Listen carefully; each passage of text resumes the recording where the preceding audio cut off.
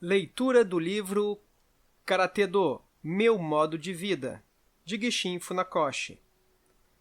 Você está curtindo as leituras em nosso canal? Inscreva-se, compartilhe, curte! E vamos para mais um livro, de Gishin Funakoshi. Apresentação. Muito já se publicou no Japão sobre o eminente mestre de Karatê Gishin Funakoshi, mas esta é a primeira tradução de sua autobiografia para o inglês.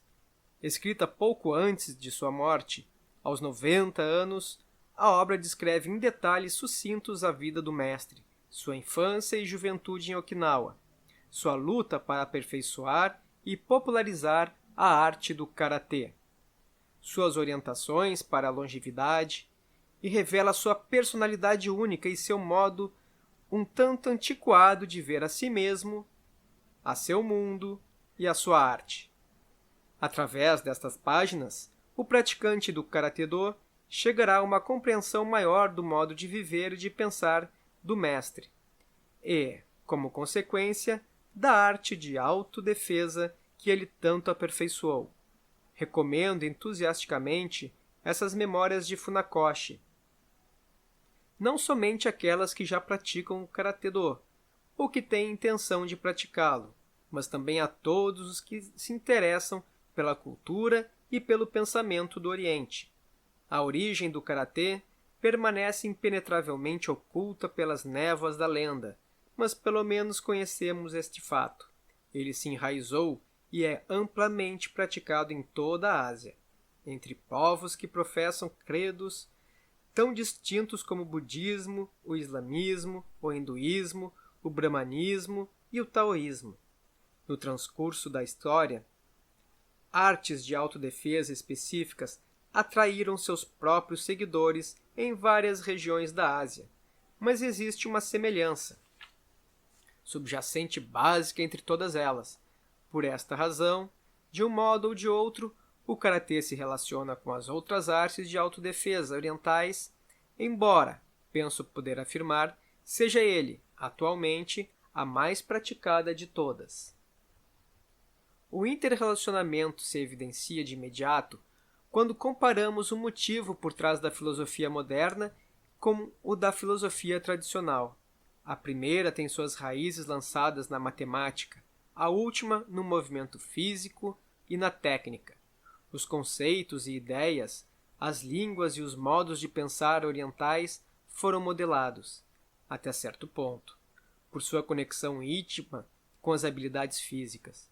Mesmo naquelas situações em que as palavras e também as ideias passaram por mudanças de sentido inevitáveis no decorrer da história humana, descobrimos que suas raízes permanecem solidamente encravadas em técnicas físicas.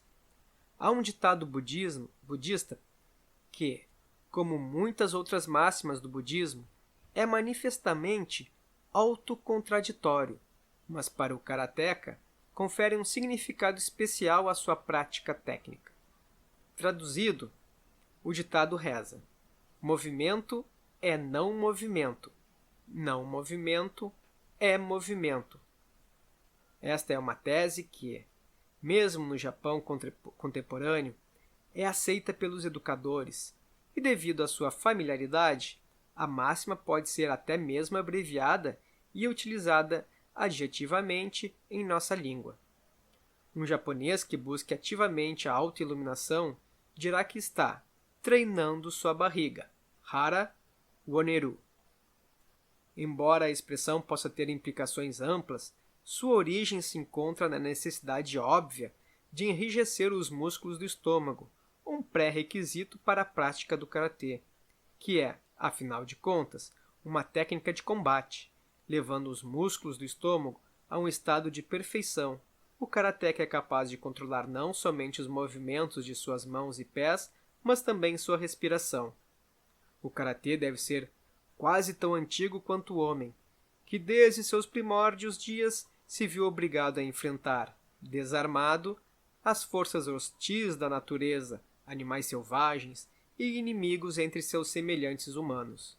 Ele logo aprendeu, criatura insignificante que é, que em seu relacionamento com as forças naturais, a acomodação era mais sensata que a luta. Entretanto, onde havia um equilíbrio maior? Nas hostilidades inevitáveis com os seus semelhantes. Ele foi obrigado a desenvolver técnicas que lhe permitissem defender a si mesmo e, esperançosamente, derrotar o inimigo. Para que isso acontecesse, aprendeu que tinha que ter um corpo saudável e forte. Assim, as técnicas que começou a desenvolver, as técnicas que por fim foram incorporadas ao Karatê-Do, são uma feroz arte de combate, mas são também elementos da absolutamente importante arte da autodefesa. No Japão, o termo sumô aparece na antologia poética mais antiga do país, o Man Yushu. O sumô daquele tempo, século VIII, integrava não somente as técnicas que encontramos no sumô atual, mas também as do judô e do karatê. Este último teve um desenvolvimento maior devido ao incentivo do budismo, visto que os monges o utilizavam como meio de percorrer o caminho rumo à autoiluminação. No século VII e VIII, budistas japoneses viajaram para as cortes de Sui e Tang, onde aprenderam a versão chinesa da arte, trazendo para o Japão alguns de seus aperfeiçoamentos. Durante muitos anos, aqui no Japão, o karatê continuou confinado aos largos muros dos templos, de modo particular aos do budismo Zen. Aparentemente, não era praticado por outras pessoas, até que os samurais começaram a treinar no recinto dos templos e assim ficaram sabendo da existência da arte. Como o conhecemos atualmente, o karatê foi aperfeiçoado, nos últimos 50 anos, por Gishin Funakoshi. Existem muitas histórias divertidas sobre este homem, extraordinário, grande parte delas contada por ele mesmo nas páginas seguintes. Algumas, talvez, a esta altura, pertençam já ao reino da lenda, enquanto outras não receberam a atenção de Funakoshi por serem parte tão íntima de seu modo de vida que sequer estava consciente delas. Ele jamais se desviou do seu modo de vida, o modo do samurai. Ao jovem japonês do mundo pós-guerra, quase tanto quanto ao leitor estrangeiro, Funakoshi talvez pareça um tanto extravagante, mas ele estava apenas seguindo o código moral e ético de seus ancestrais, um código que existia muito antes que houvesse algo como uma história escrita em Okinawa. Ele conservava os tabus ancestrais. Por exemplo, a cozinha era um território proibido para um homem de sua classe, e Funakoshi, tanto quanto do meu conhecimento, jamais entrou nela. E também nunca se dispôs a pronunciar os nomes de objetos tão mundanos como meias ou papel higiênico, visto que, mais uma vez, segundo o código que seguia rigorosamente, essas palavras estavam associadas com o que era considerado impróprio ou indecente. Para nós que estudamos sob sua orientação, Funakoshi era um mestre notável e muito reverenciado, mas temo que aos olhos de seu jovem neto Ishiro, agora coronel da Força Aérea de Autodefesa, ele fosse apenas um velho teimoso. Lembro-me muito bem de uma ocasião em que Funakoshi deparou com um par de meias jogado no chão. Gesticulando para Ishiro, disse: "Guarde aquelas coisas." "Não compreendo", disse Ishiro, com um ar de absoluta inocência. "O que quer dizer com aquelas coisas?" "Sim", disse Funakoshi, "aquelas coisas, aquelas coisas." "Aquelas coisas, aquelas coisas?" arremedou Ishiro. "Você não conhece a palavra para aquelas coisas?" "Eu disse para guardar aquelas coisas imediatamente", repetiu Funakoshi. Ishiro foi obrigado a dar-se por vencido. Sua armadilha falhara. Como fizera durante toda a sua vida, seu avô ainda se recusava inflexivelmente a pronunciar a palavra meias. No decorrer do livro, Funakoshi descreve alguns de seus hábitos diários. Por exemplo, a primeira coisa que fazia ao se levantar pela manhã era escovar e pentear o cabelo, um processo que às vezes ocupava uma hora inteira. Ele costumava dizer que um samurai deve estar sempre limpo, depois de tomar-se